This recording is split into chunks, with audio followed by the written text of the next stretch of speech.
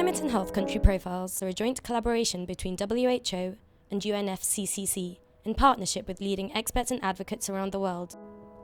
The country profiles came about following a large climate and health conference at the World Health Organization, where WHO Director General Margaret Chan and the head of the United Nations Framework Convention on Climate Change, Christiana Figueres, agreed that it would be extremely useful to create these profiles, our contribution to support countries both in defining their positions going into the climate negotiations in Paris, but also in the longer term to help them to plan to protect their populations from climate change. The main connections between climate change and health are that many of the most serious health problems that we face today are highly sensitive to climate conditions.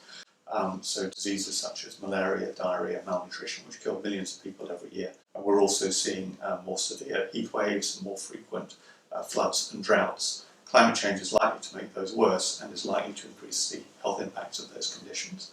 The other set of connections that we have is that many of the same processes that are driving climate change also cause immediate health problems. The energy choices that we make or the transport choices that we make both contribute to climate change but also contribute to air pollution, which kills over 7 million people every year around the world.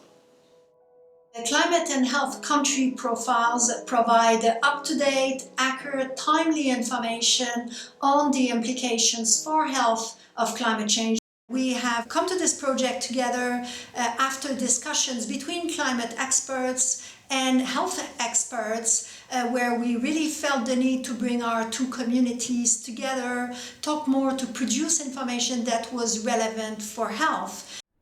The climate observations are taken from surface temperature measurements from the University of East Anglia and data for climate extremes calculated using World Meteorological Organization guidelines. The data presented includes information and projections about heat waves, drought, and flood risk.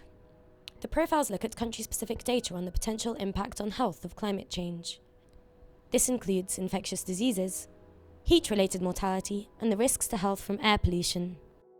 Addressing climate change could have health co-benefits. Reducing the emissions of carbon not only addresses and tackles climate change, but it also reduces air pollution.